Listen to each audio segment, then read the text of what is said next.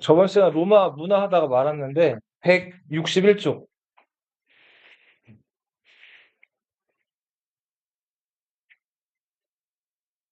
저번 시간에 그 네, 로마 판테온 우리 보다 말았어요. 그 판테온은 여러 신들을 모셔놓은 그 만신전을 판테온이라고 해요. 나중에 로마 가시면은 판테온 한번 가보세요. 그 저 그리고 로마 건국 신화, 우리 한국의 단군 신화 있죠? 네. 로마 건국 신화 하면은 네, 이 베르길리우스라는 저자가 쓴 책이 있어요.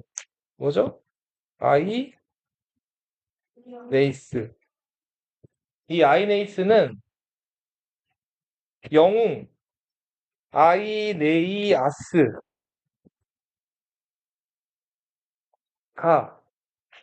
트로이를 떠나가지고 여기저기를 거치죠. 아이네이아스가 도착했던 곳, 뭐 그리스도 가긴 가죠. 크레타 섬. 그다음 어디 가는지 혹시 아나요? 이 만화책 같은 거 본 사람 없나? 아이네이아스가 누구랑 사랑에 좀 빠지잖아요. 그 카르타고의 여왕 디도 기억나요 혹시? 네, 모를 수도 있어요. 카르타고는 지금의 그 튀니지가 있는 곳이죠. 자, 그리고 이 카르타고를 에서 원래 디도랑 눌러 앉아 살려다가 아이네이아스 꿈속에 제우스랑 헤르메스가 나타났죠. 제우스가 이제 헤르메스를 시켰죠. 그 다음에 너는 거기 그 카르타고에 눌러 앉을 사람이 아니다. 빨리 새로운 곳에 가가지고 도시를 건설하고 나라를 세워라. 해서 결국은 이제 이 편안하고 안락한 카르타고를 뒤로 하고 떠나죠. 떠나서 어디를 가요? 이탈리아를 가죠. 이탈리아의 어디? 로마. 그때도 도착하기 전에 뭐 너무 선원들이 배가 고파가지고 이 식탁을 뜯어먹을 정도로 배가 고플 때쯤에 되면은 로마에 도착할 것이다라고 예언이 신탁이 내려져 왔는데 그 예언대로 됐죠. 그리고 이 로마에 도착해서 그 이 로마에 도착해 봤더니 그 지역을 다스리던 왕이 누구였어요? 라티누스. 그 공주가 라비니아. 이거 어디 좀 냄새가 나지 않아요? 라티누. 이 사람 무슨 족의 왕일까요? 라틴족의 왕이었죠. 그죠? 그래서 이 라틴족의 왕과 트로이에서 도망쳐 나온 비너스, 그러니까 아프로디테의 아들 아이네이아스가 이 라비니아랑 결합해가지고 세워진 이제 나라가 로마라는 전설이죠. 로마라는 그 나라죠. 근데 이거 선생님 저번에도 한번 얘기했는데 로마 문화는 어떤 문화라 그랬어요? 다 베낀 거예요, 이거. 이거 어디 걸 베낀 걸까요? 이거 뭐랑 비슷하다 그랬죠, 내용이? 자, 그리스의 유명한 서사시인 호메로스. 호메로스가 아킬레스의 분노를 표출한 첫 서사시가 일리아스였죠. 트로이 복마 이야기 나오는. 그 다음에 그 트로이 전쟁 끝나고 오디세우스라는 장군이 그죠? 자기 집 이타카로 돌아가는 10년간의 여정을 그린 책이 오디세이아였죠. 이때 이 오디세우스가 자기 고향으로 돌아갈 때 편하게 돌아가요? 아니면 아주 개고생을 해요? 개고생하죠. 10년 동안. 결국은 도착을 해서 자기 아내도 찾고 막 페넬로페 이런 사람 찾고 막 이러는데 이거를 그냥 갖다 베낀 거예요. 이 인물 이름만 그 오디세우스만 아이네이아스로 바꾸고 그리고 그 오디세우스의 여정 중에 막 그 뭐 마녀 키르케에게 당하기도 하고 뭐 어디 섬에 들어가서 막 유혹을 당하기도 하고 하는데 그걸 결국 오디세우스가 이겨내고 고향으로 돌아간단 말이에요. 아이네이아스 그 이야기 똑같아요. 그러니까 로마는 자존심 이런 거 없어요. 이기는데 도움이 되고 쓸만하고 필요하면 다 어떻게 한다 그랬어요. 베껴요. 그리스 문화를 베끼고 카르타고 문화를 베끼고 그리고 또 종교도 원래는 로마가 그 다신교를 믿었죠. 로마 신화는 이제 다신교인데 그 로마 신화가 원래 로마 전통 거예요? 원래 우리 신화 서양 신화 하면은 무슨 신화라 그래요? 그러니까 그리스 신들을 수입해다가 그 신들 이름만 라틴어로 싹 바꿔가지고 지네 신화처럼 포장을 해놓은 게 그게 로마 신화예요. 그래서 그리스 로마 신화라고 하는. 그러니까 제우스를 로마에서는 주피터라고 부르고 이렇게 다르잖아요, 이름이. 내용은 똑같지만. 그리고 처음에는 그 그리스에서 수입해온 신들을 믿다가 나중에 더 도움이 되는 종교, 유일신을 믿는 종교가 도움이 되는 거예요. 이스라엘 그 동방 사람들이 믿던 기독교가 예수 중심으로 하는데 괜찮은 거예요. 군대를 통합하고 백성들 통합하는데. 그래서 또 기독교를 수입해가지고 로마의 국교로 삼죠. 로마 문화의 특징이야. 요거를 이제 교과서에서는 로마 문화는 실용적이다 이렇게 표현. 다 베낀다 이렇게 표현하지 않고. 자, 이 사람은 리비우스 로마사라는 책으로 유명한데 142권 정도 됐다 그래. 이 사람도 로마 초대 황제였던 어느 황제? 옥타비아누스 황제가 집권하던 시절에 있었던 역사가예요. 근데 이 142권 중에서 지금 전해지는 책은 한 20여 권 정도. 지금 번역도 돼 있어요, 한글로. 나머지는 전하지 않는다. 로마 건국부터 옥타비아누스가 살던 시절 때까지의 이야기를 굉장히 아주 자세하게 구체적으로 적어놓은 플루타르코스의 영웅전.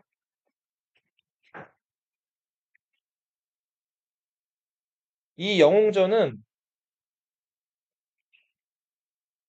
비교한 거예요, 비교. 뭐랑 뭐를 비교한 거냐면 그리스의 영웅들과 로마의 영웅들을 비교해 놓은 책이에요.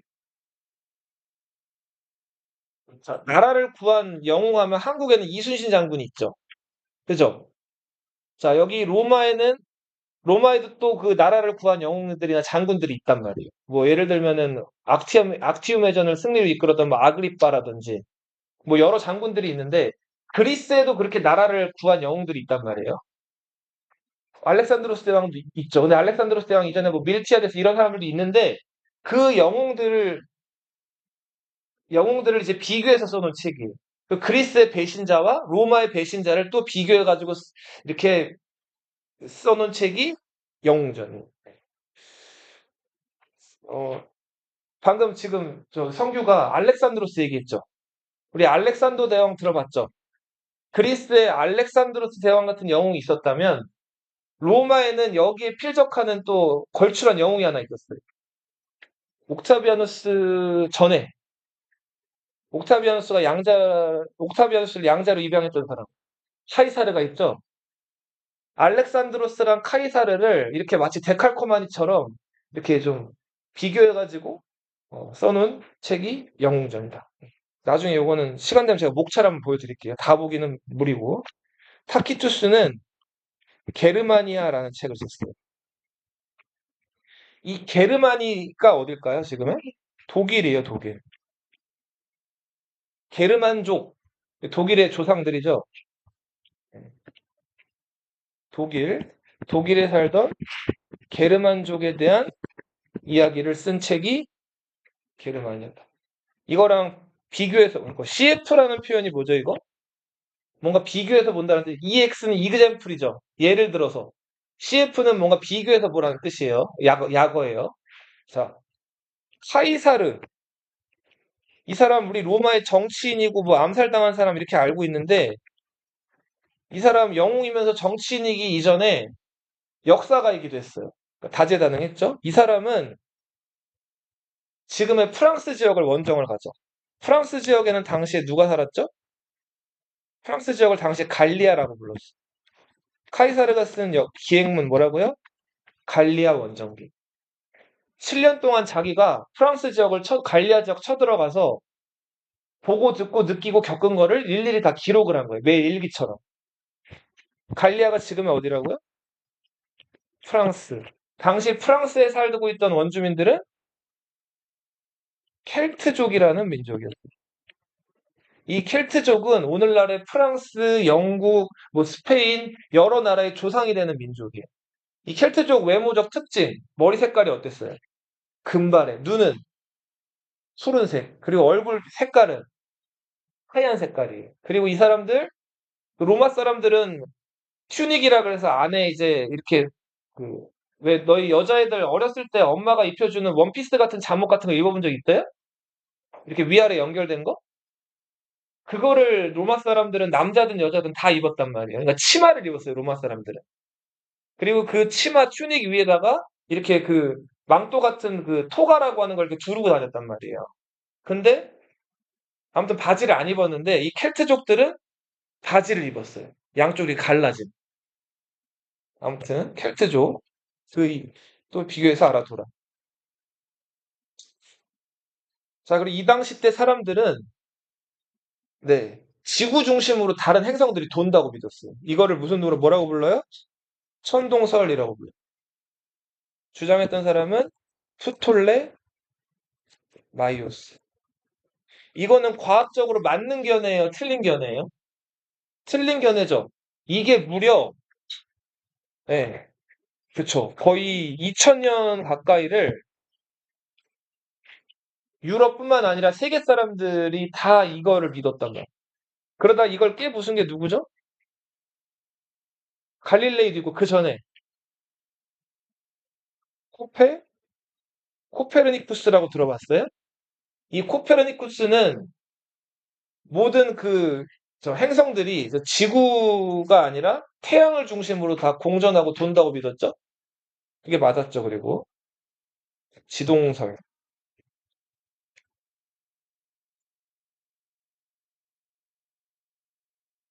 자, 그리고 우리 그리스 시절부터 이 그리스, 로마 사람들의 특산품 뭐가 있죠?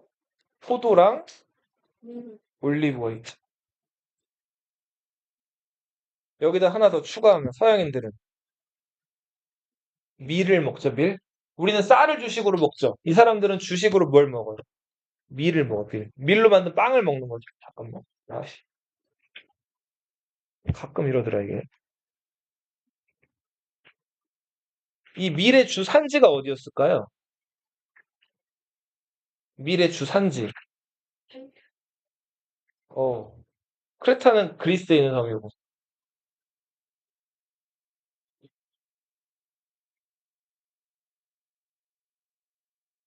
자, 밀의 주산지는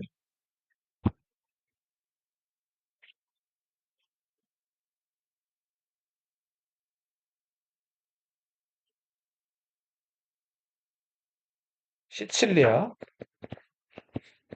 시칠리아 그 이탈리아 반도 자락 이 끝에 이렇게 붙어 있진 않고 여기 떨어져 있는 섬이죠. 네. 그리고 이집트. 이집트가 그래서 곡창지대라 가지고 여러 정치가들이 여기를 호시탐탐 노렸죠. 과거에 그 이집트를 지키고 있던 프톨레마이오스 왕조의 여왕 카이사르랑 30살 넘는 나이 차이 두고 연애했던 클레오파트라도 이집트 여왕이었죠. 이집트는 여러 정치가들이나 군사 전략가들이 탐내던 지역이었어요. 밀이 많은 지역이기 때문에. 이렇게 곡식이 많이 나는 곳을 우리 군사적으로나 정치적으로나 역사에서 뭐라고 불러요? 곡식이 많은 곳. 그래서 아주 탐나는 곳. 그런 곳을 곡창이라고 부르죠. 곡창. 그리고 소아시아. 소아시아는 어디죠? 지금의? 튀르? 튀르키예요. 이 올리브는 그냥 먹기도 하고 이걸 짜가지고 기름을 내서 올리브유 들어봤죠? 네, 이런 것들을 또 먹기도 하죠. 자, 이 도무스나 인슐라는 로마인들이 거주하던 주택이에요. 네. 이 도무스는 주로 귀족들, 인슐라는 딱 봐도 어때 보여요? 허름해 보이죠? 평민들. 인슐라는 이게 그 다층, 여러 층으로 된 이제 고대 빌라라고 보시면 되는데 수시로 잘 무너졌다. 그래서 사람들이 많이 여기 살다가 죽기도 했다. 자, 여기까지가 이제 로마 문화를 봤고, 자, 이제 앞으로 가서, 뒤로 가서 324. 인도사를 볼게요. 자, 인도 4대 문명할 때 우리 조금씩 다루긴 했는데 기억이 좀 희미할 거예요. 자, 인도에는 인더스 강이 흐르죠. 그죠? 그 인더스 강 주변에서 인도 문명이 꼽히게 돼요. 이거를 인더스 문명이라고도 하고, 무슨 문명이라고도 해요? 그냥 인도 문명이라고도 해요. 자, 324.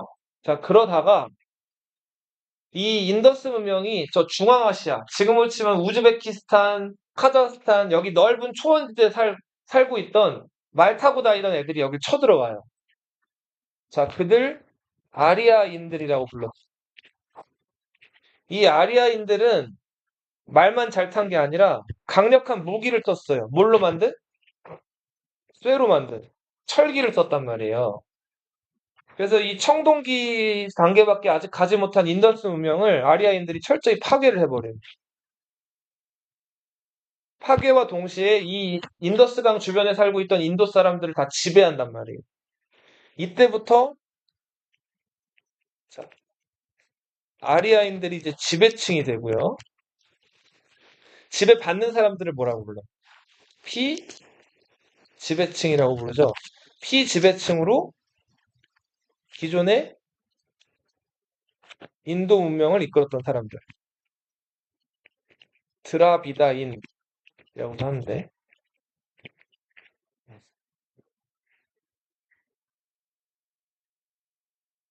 자, 그리고 아리아인의 이동 전후로 이 사람들은 어, 뭐 비가 내리거나 해가 뜨거나 아니면 파도가 치거나 이런 자연현상을 보고 이런 것들을 이제 감정을 담아가지고 시로 쓰거나 아니면 노래 가사로 만들어가지고 막 이렇게 자기들끼리 기록을 해놨는데 그 인도인들이 기록해놓은 자연현상을 찬미한 그 경전을 베다라고 불러요. 뭐라고 부른다고요?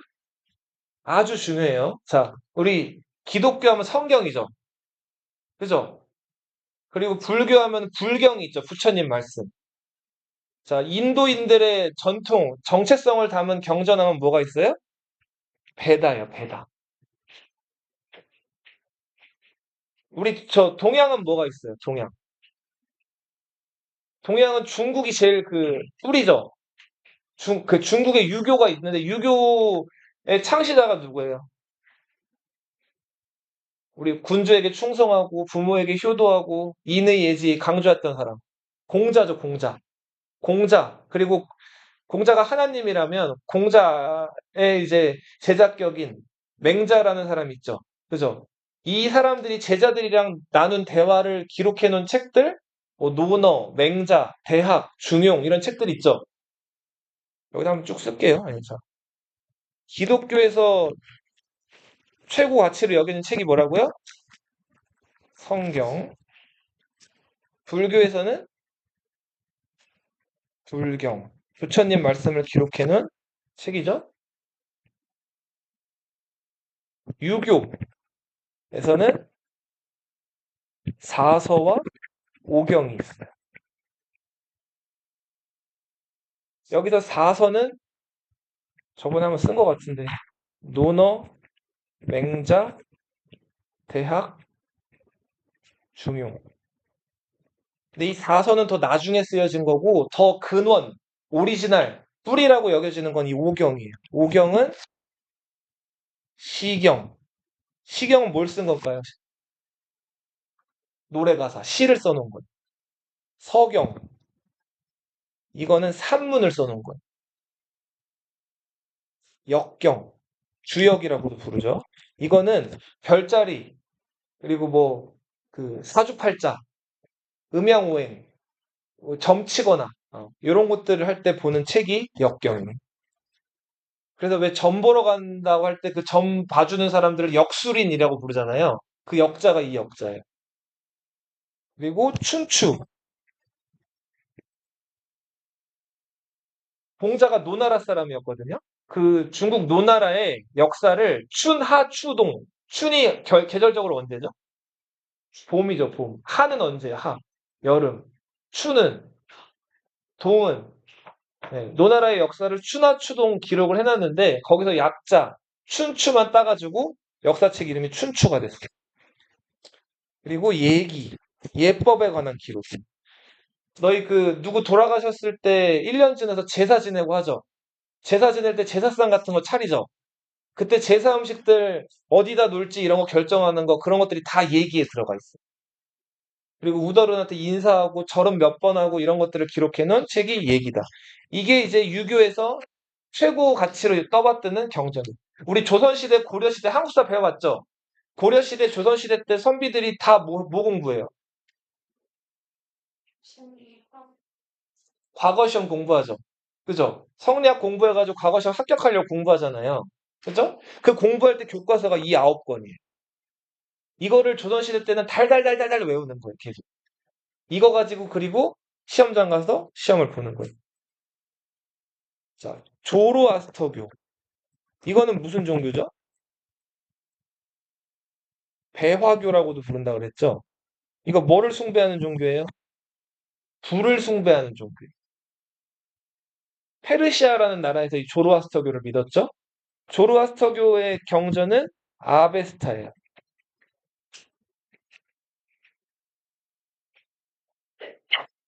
기독교는 예수라는 사람의 탄생과 예수의 그 짧은 삶 30년 이후에 예수의 제자들이 체계화시켜서 여기저기 교회 만들고 해서 만들어진 종교가 기독교죠.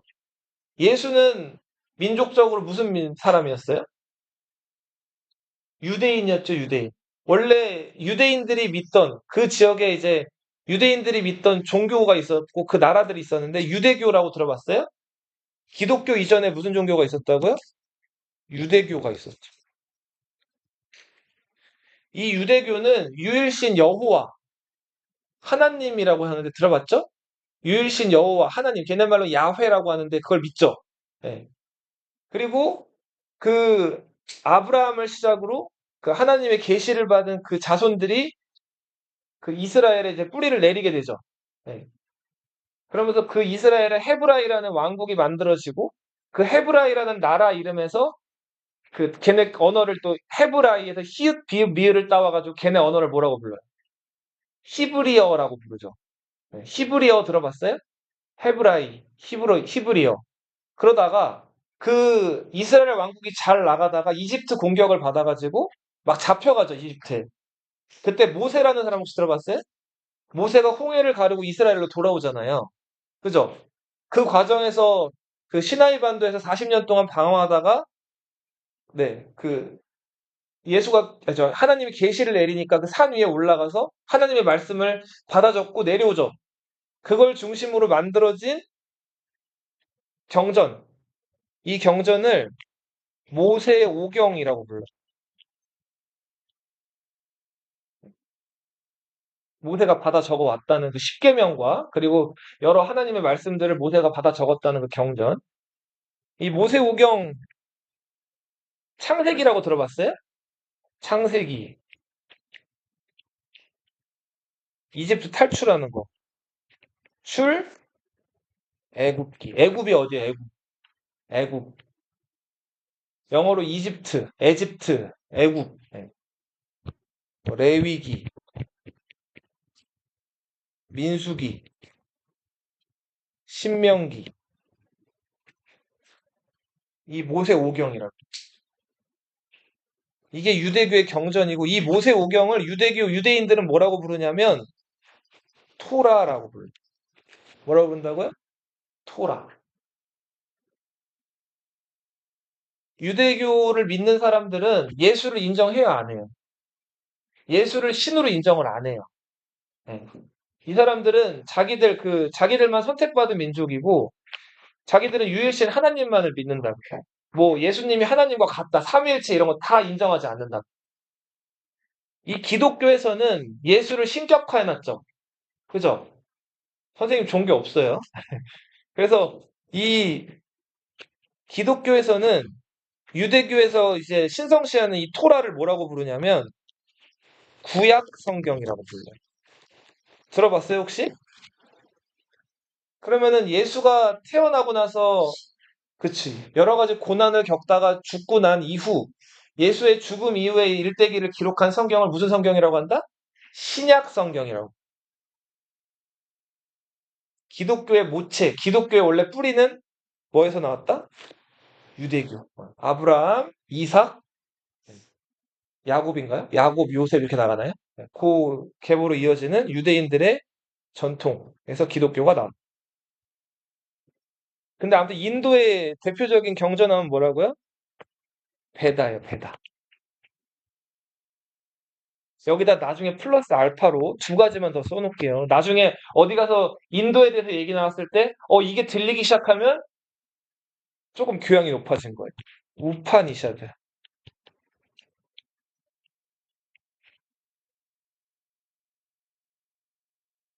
우리 어렸을 때부터 퇴계 이황 율곡 이 얘기 많이 들어봤죠? 그 지폐에도 써 있고. 유명한 철학자들이잖아요. 인도 사람들은 이제 초등학교, 중학교 하면 이걸 배우는 거예요. 우파니샤드를. 이건 이제 자연현상이 어떻게 돌아가는지를 설명해 놓은 그 철학서예요. 원리. 바가바드 기타. 네. 이거는 바가바드 기타. 대표적인 인도의 세 권의 철학서입니다. 가져가시면 돼요.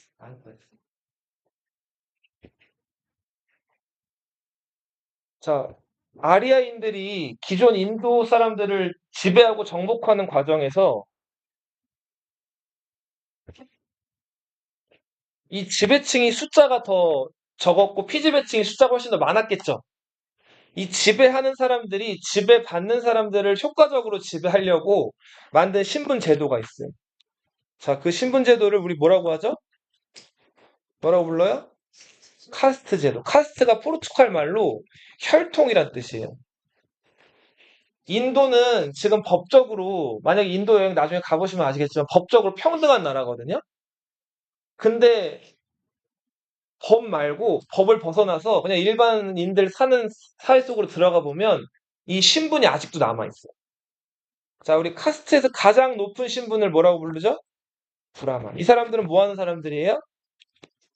사제예요, 사제. 사제는 종교 관련된 일을 하는 사람. 휘샤트리아는 뭐 하는 사람들? 왕족, 귀족들이에요. 자, 왕이나 귀족보다 누가 더 높은 거예요? 그쵸. 종교를 주관하는 사제들이 더 높은 거예요.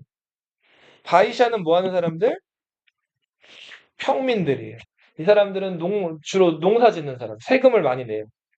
수드라는 뭘까요? 노예들이.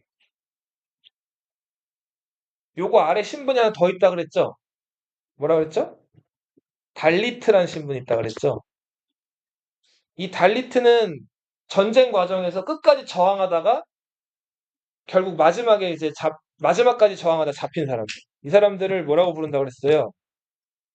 불가촉 천민이라고 부른다고 그랬죠. 이 불가촉이 무슨 뜻이죠? 불가촉? 촉이 뭐예요? 촉. 촉감. 접촉할 때 그 촉자죠. 네. 불가. 접촉하면 안 된다는 거. 왜? 더럽고 추한 일들을 하니까. 화장실 청소. 그런 좀 가장 그 밑바닥에 있는 일. 네. 그리고 뭐 도살. 이런 일들에 종사했던 가장 차별받고 억압받던 사람들을 달리트라고 불러요. 자, 근데 문제는 이 브라만들이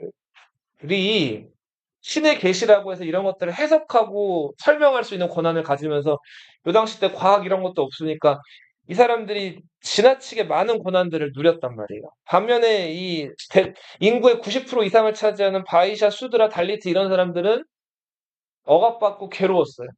그래서 자, 그런 괴로운 와중에 이 사람들의 어떤 견해를 대변하면서 평등을 강조하는 종교가 인도에서 탄생을 해요. 자, 뒤로 넘어가 그림으로. 자,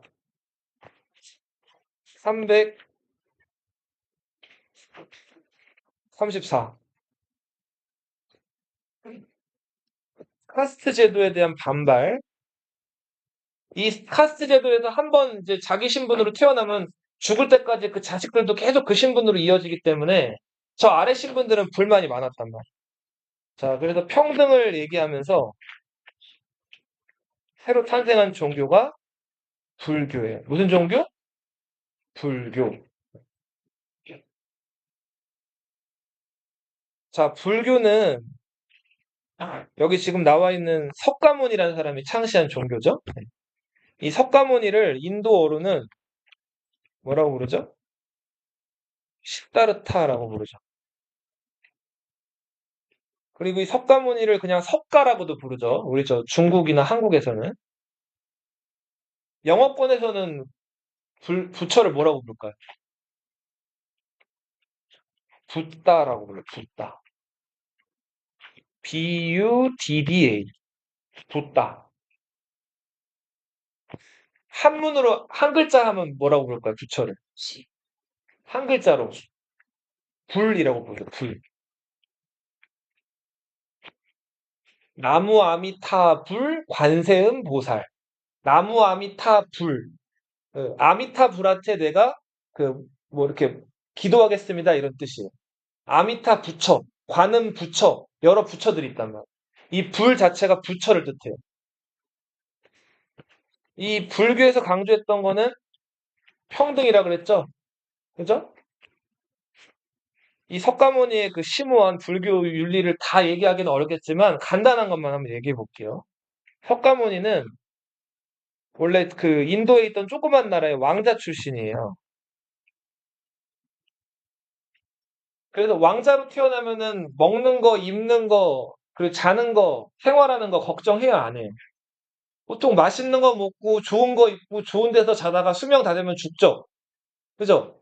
자, 그런 생활을 잘 하다가 우연히 궁각후로 나왔는데 너무너무 가난하고 굶주리고 헐벗고 못 사는 사람들을 본 거예요. 그러니까 어린 시다르타한테는 이게 충격이었고 그 길로 궁을 나와요. 그리고는 가난하고 어려운 사람들 도와주러 돌아다니고 자기가 보고 듣고 느낀 것들을 그 사람들에게 이제 전달해주는 역할들을 열심히 해요.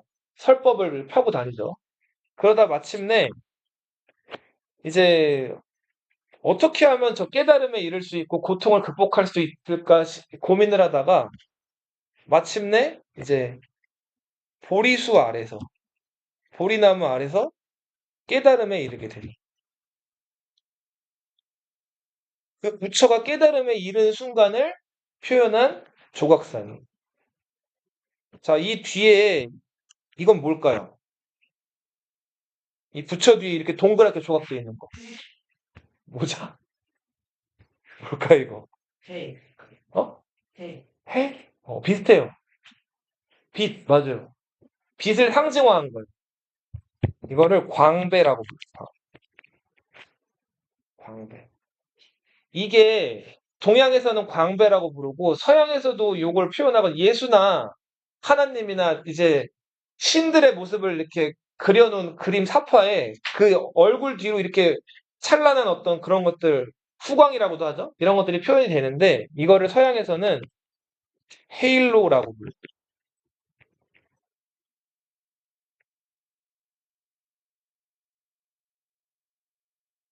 자, 석가모니 얘기를 조금 하면 인생은 고통스러워요. 왜 고통스럽죠? 태어날 때 애기가 웃어요? 응애응애하고 울죠. 그 왜 우는 거예요? 숨 쉬려고. 숨 쉬려고. 고통스러워서. 왜 고통스럽죠? 애가 왜 고통스러워할까요? 피버스. 맞아요. 원래 익숙하던 곳, 엄마 뱃속에 그 물 속에 적당한 온도에서 어둠 속에서 아주 편안하게 이제 잠들어 있다가 갑자기 뭐 의사 선생님 통해서든 아니면 자기가 자진해서든 이렇게 나오죠.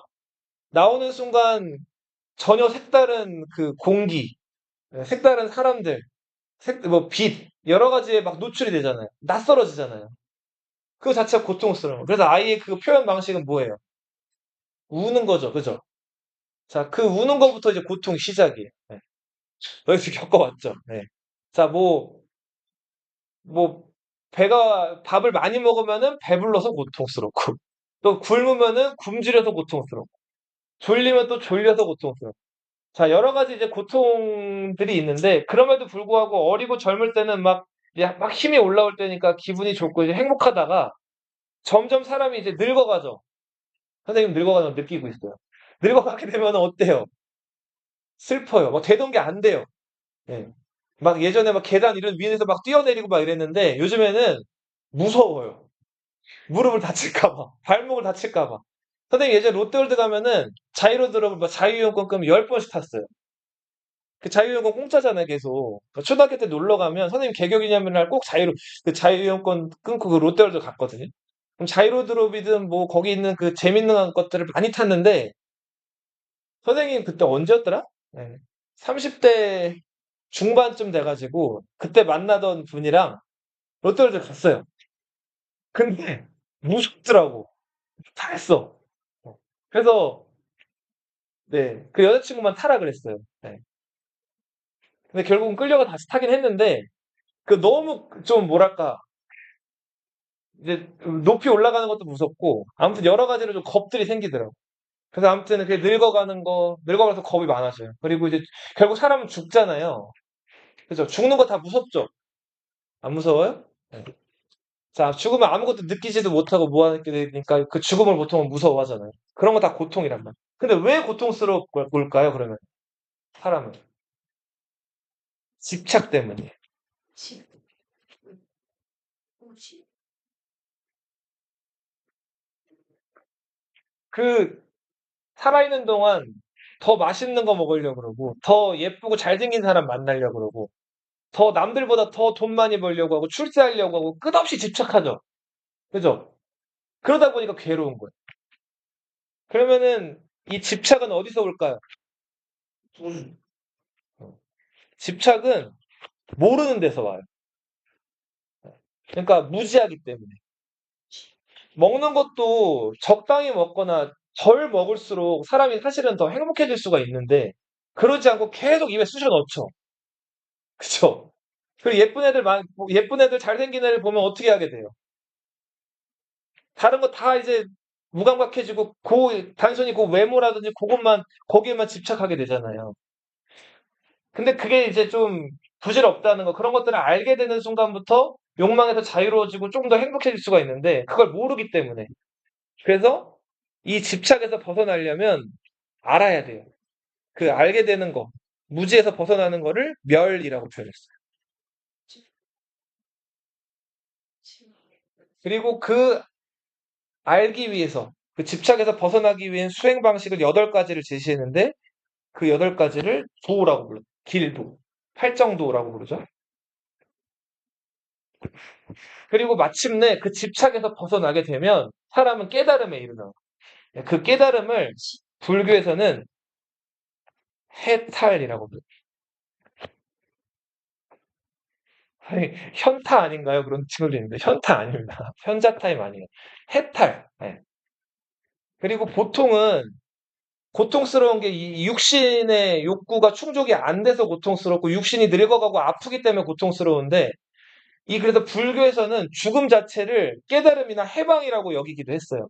그래서 해탈과 비슷한 용어로 똑같은 용어는 아니지만 그 불교에서는 죽음을 열반이라고 표현해요.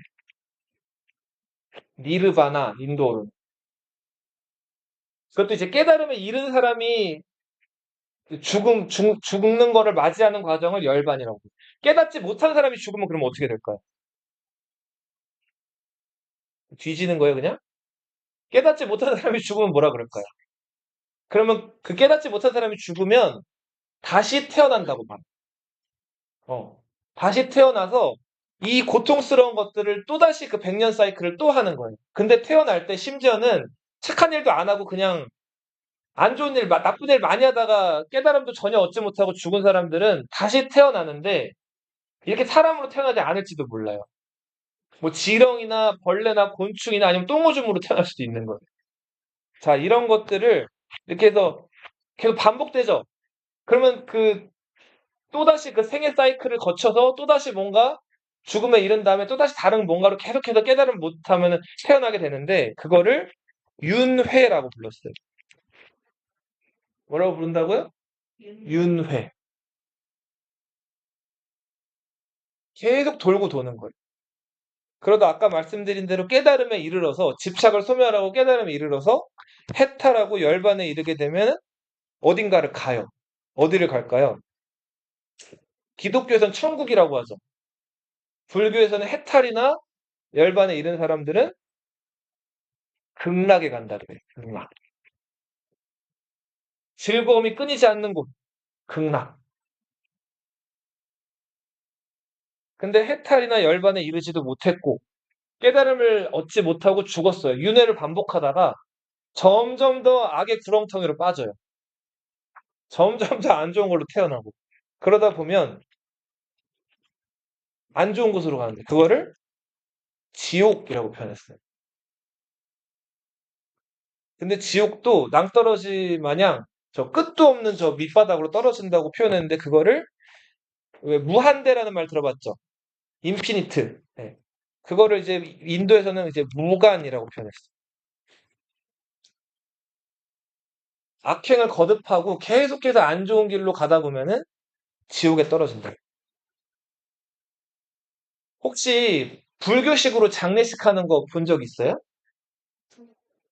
아마 근데 장례식장 가본 사람들은 대부분 겪어보긴 했을 거예요. 요즘에 사람 죽으면 어떻게 많이 하죠? 화장하죠. 자, 불교식 장례 방법이 화장이에요. 이거 유교식, 우리 전통식으로 생각하면 우리 양반 사회에서 이렇게 사람 몸, 부모님 몸이라든지 사람 몸 태워가지고 장례한다고 하면은 뭐라고 불렀을까요?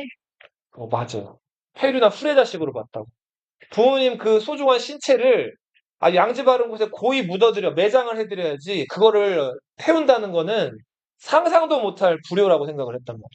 근데 불교에서는 이 인체라는 거, 그 사람 몸이라고 하는 거는 그냥 잠깐 거쳤다 가는 거기 때문에 빨리 이제 이거를 태워버려야 된다고 해서 이제 태우는 게 기본적인 그 장례 방법이었는데 이 화장을 하는 그리고 의식을 다비라고 불러요. 다비.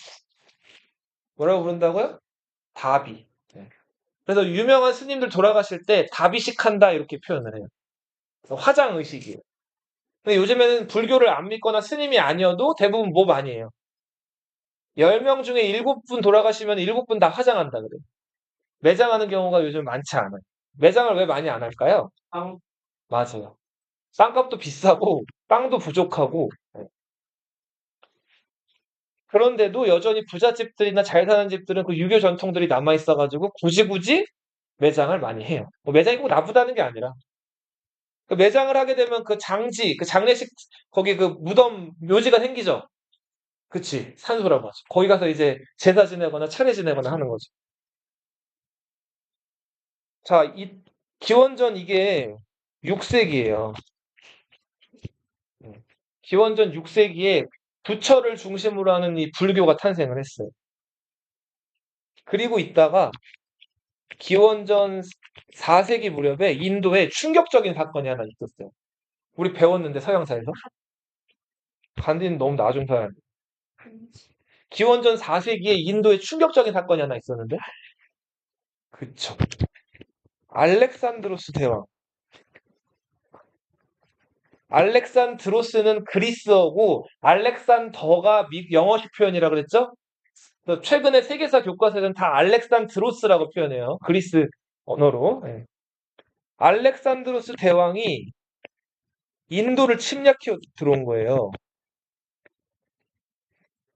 그래서 이때 인도는 그 강력한 그리스 군대를 맞이할 만한 커다란 나라가 없었어요. 그냥 조그만 이런 도시 국가들밖에 없었기 때문에 알렉산드로스한테 차례차례 격파를 당한단 말이에요. 그리고 그리스인들에게 지배를 받게 되는데 이때 그리스 문화가 이쪽으로 넘어오게 돼요. 근데 침략을 받는 과정에서 인도의 사람들이 그리스 사람들한테 계속 지배받는 거 좋아할 리가 없죠. 그래서 이걸 떨쳐내자 하는 과정에서 흩어지면 죽지만 뭉치면 살죠. 그래서 인도에 있던 조그만 도시 국가들이 뭉치기 시작을 해요. 그렇게 해서 기원전 3세기 무렵에 인도 최초의 통일 왕조가 등장하는데 그 왕조가 마우리아 왕조예요. 이 마우리아는 공작새라는 뜻이에요.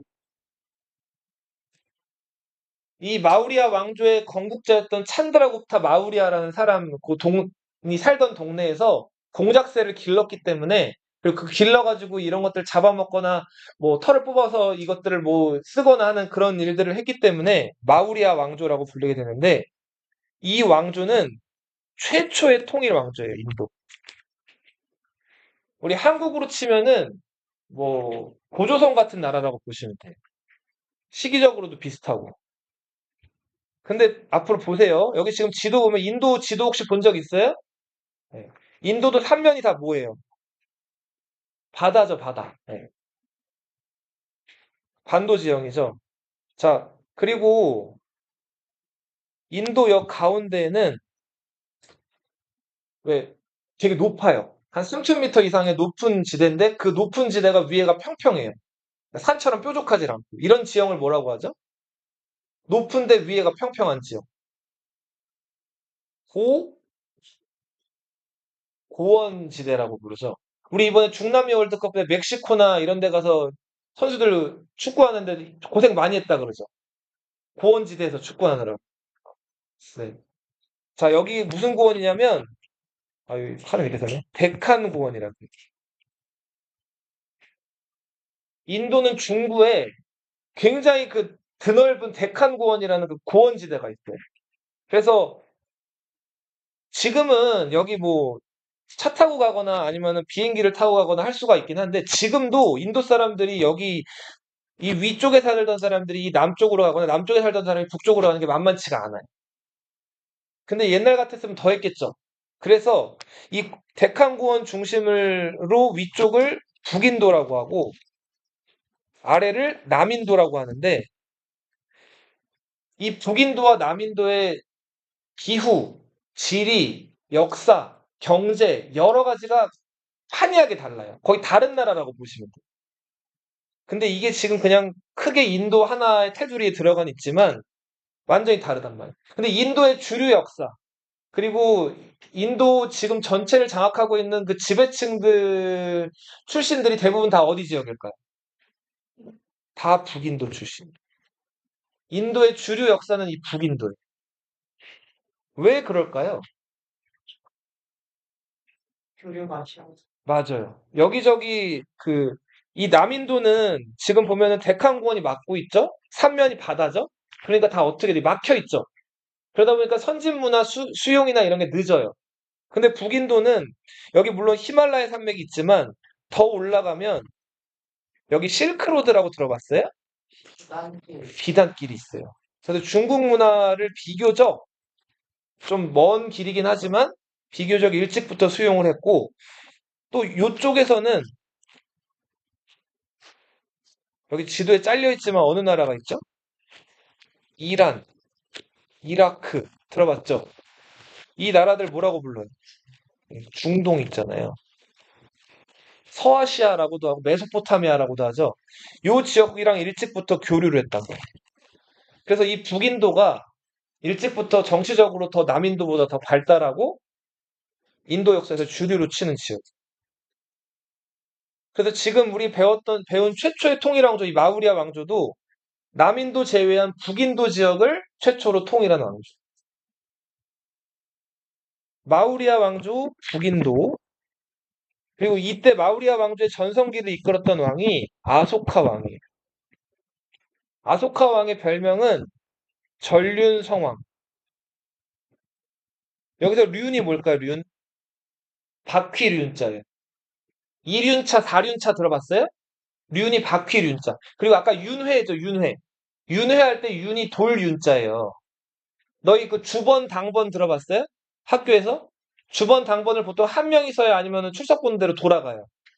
돌아가죠. 이렇게 돌아가는 거를 그 번이라는 표현도 쓰지만 윤번 이렇게도 표현해요. 번이 돌아간다 이런 뜻이. 윤도 돌아간다는 뜻이고. 윤번, 윤회. 예.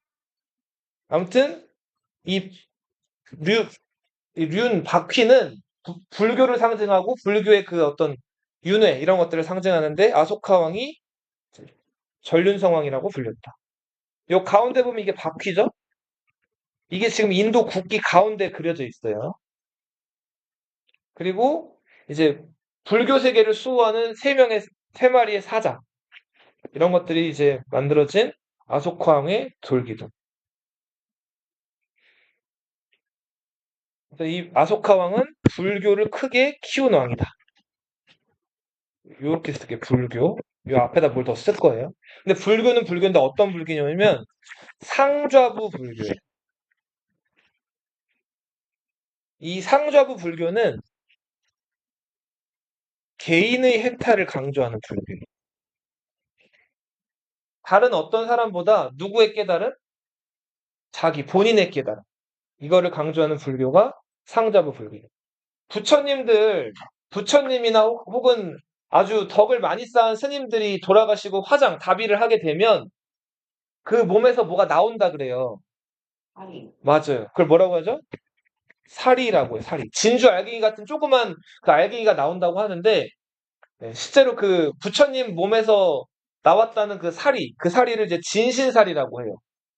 그 사리는 굉장히 귀중한 것들로 이제 그러니까 되게 이렇게 뭐가 떠받들어지는 문화재인데, 그 사리를 공손하게 모셔놓는 건축물이 있어요.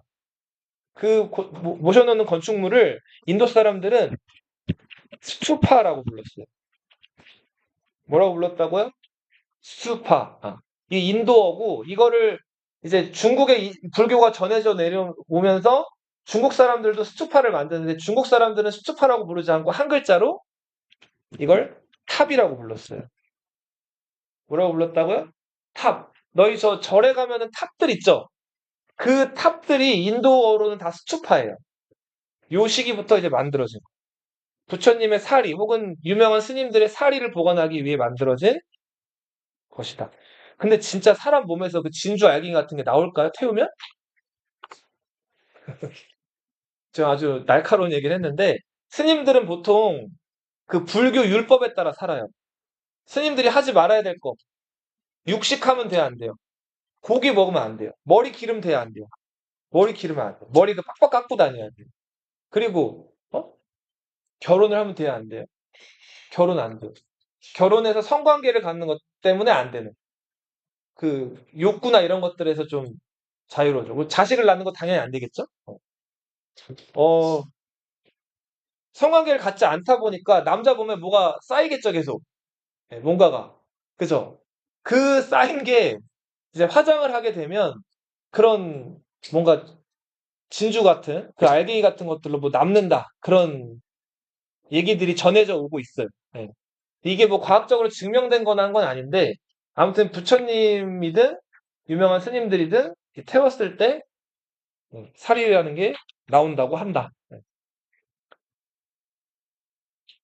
자, 오늘 여기까지 할게요.